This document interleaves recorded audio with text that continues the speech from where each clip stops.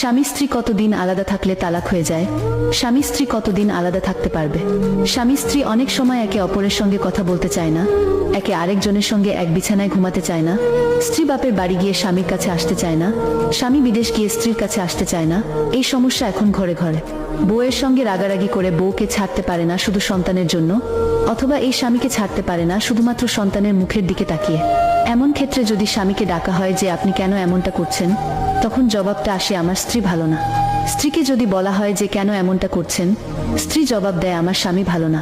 মানে দোষ একে অপরের দেয়। দোষ যে কার এটা আল্লাহ ছাড়া আর কেউ ভালো জানে না। এ সমস্ত ক্ষেত্রে ছাড় দেওয়ার মানসিকতা থাকতে হবে।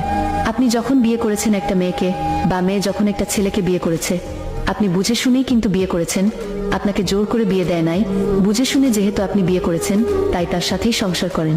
মনে রাখবেন, স্বামীর সঙ্গে আপনি থাকতে চাচ্ছেন না, বা স্ত্রীকে তালাক দিতে চাচ্ছেন, আলাদা হয়ে যেতে চাচ্ছেন।